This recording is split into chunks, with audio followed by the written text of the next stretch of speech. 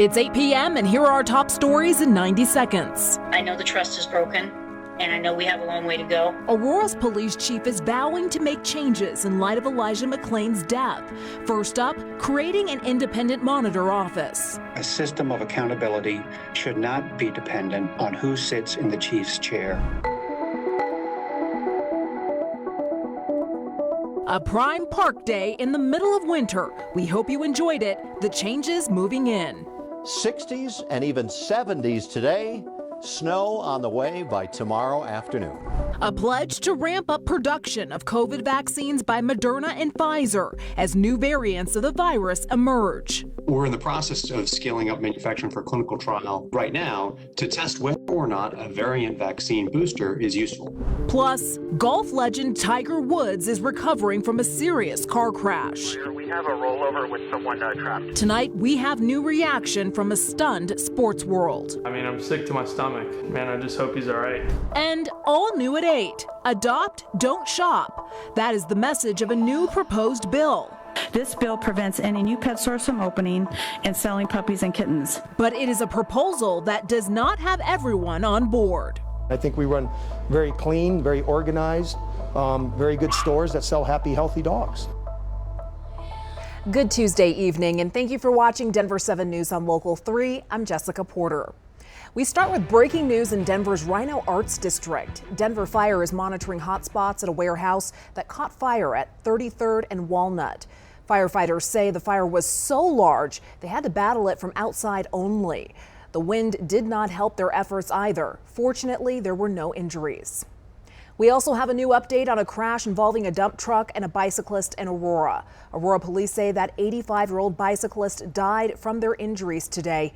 This happened at Havana and Exposition last night. Police say the dump truck driver did stay on scene and was cooperative. They are still asking for anyone who saw the crash to contact them. The city of Aurora will create an independent investigative body in the wake of the Elijah McClain report being released.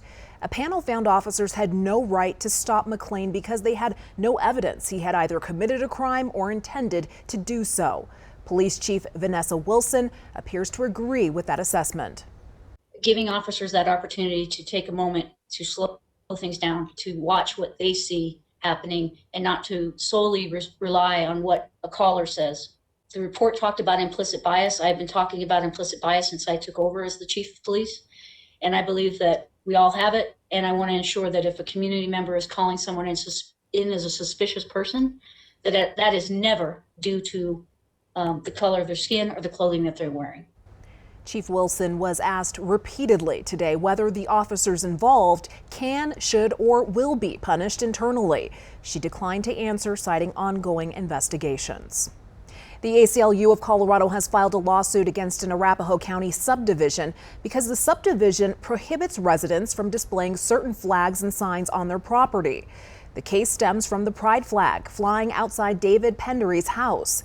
He says he wants to display his flag to convey solidarity with the LGBTQ+ families like his.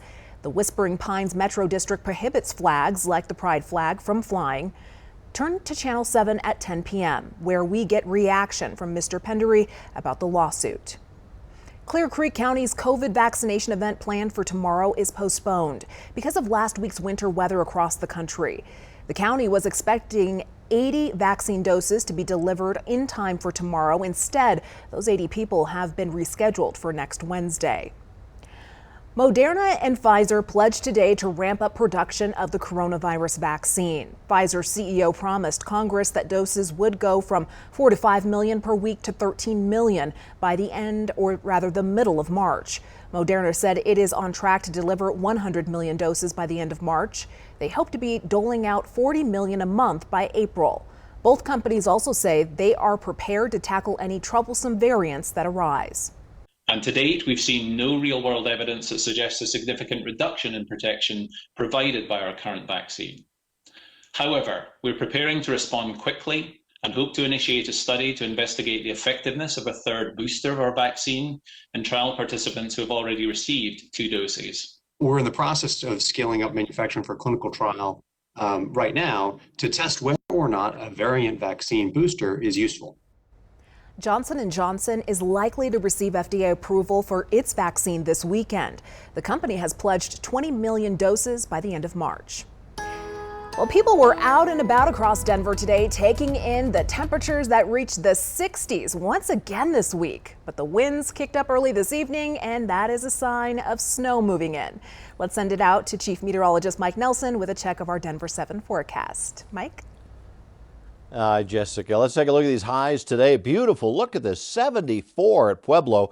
But right now, Pueblo's under a winter storm watch for tomorrow night. In Denver, we had 63, 65 degrees at Colorado Springs, and those warm temperatures are going to gradually give way to some cooler conditions coming up tonight into tomorrow, as we'll see the weather's kind of drop a little bit. Let's look at the current temperatures around the area. We've dropped to 47 now in the Denver area, down to 28 up at Craig, and it is windy out there. Gusts to 23 at Greeley. We have a cold front coming our way. Winter weather advisory is going to affect tomorrow south of Denver. Winter storm watch as well. That's the cold front coming our way, and this is what it means for us tonight and tomorrow. The warm weather's over, snow and colder by tomorrow afternoon, and a slick drive on the way for Thursday morning. I'll let you know how much snow to expect in your neighborhood in just a few minutes. Thank you, Mike. The Parker Police Department has turned the results of its investigation into Vaughn Miller over to the district attorney's office. Neither the police nor the DA's office will say what charges were recommended, although police did describe the investigation as extensive. A source previously told Denver7 the case involves claims of domestic abuse. Terrifying pictures today from Los Angeles. Pro golf icon Tiger Woods was involved in a single car rollover in LA today, sending his car tumbling across the road. Thankfully, he survived the crash. As ABC's Marcy Gonzalez reports, messages are coming in from across the world. This SUV left crumbled after rolling downhill multiple times with Tiger Woods behind the wheel. Fire, we have a rollover with someone trapped. Rescuers using an axe to break through the windshield and free the legendary pro golfer. The Los Angeles County Fire Department says Woods has serious injuries to both legs. The 45-year-old was rushed to a hospital and into surgery. He was able to communicate and he was conscious. Woods was the only person in the vehicle when it lost control around 7:15 this morning south of LA in Rancho Palos Verdes. No skid marks, no braking. So apparently the first contact was with the center median, and from there then cross into the opposing lane of traffic, hit the curb, hit a tree, and there was several rollovers during that process. You can see suitcases next to the wreckage. The SUV is marked Genesis Invitational, a tournament Woods hosted last week. Tiger, thank you for teaching me something. And just yesterday, he was on a course near the crash site giving pointers to NBA star Dwayne Wade. I'm not good. I'm sorry for using that. We're getting better. Friends in the sports world are stunned. Jack Nicklaus tweeting that he is deeply concerned, and Justin Thomas sharing his emotional reaction after hearing about his mentor. I mean, I'm sick to my stomach. You know, it hurts to see one of your, now my closest friends, get in an accident, and man, I just hope he's all right. The sheriff says there is no evidence Woods was impaired in any way, but that it appears the vehicle may have been speeding. Investigators are looking into that and whether Woods may have been on his phone or otherwise distracted at the time of the crash on that notoriously dangerous stretch of road. Marcy Gonzalez, ABC News, Los Angeles. Marcy, thank you. It took 8 hours of searching, but first responders were able to rescue a snowshoer who disappeared into the Boulder County backcountry. Jennifer Cornell was found 200 feet from the trail yesterday afternoon. She had been there since the previous morning. I got turned around, lost track of time, and realized her situation, was able to break off some tree branches, make herself somewhat of a bed to lie down on, stay off the snow a little bit. Spent some portion of the night there, up off the snow, hopefully out of the wind, which will really make a big difference. And then at some point she woke up and saw some lights, or at least thought she saw some lights, and started to head towards those, so downhill, down into a gully. And apparently that's where we found her, was down in that gully. Smart thinking. According to her sister, Cornell's hands are frostbitten, and she'll need to stay in the hospital a little longer. Otherwise, she's okay.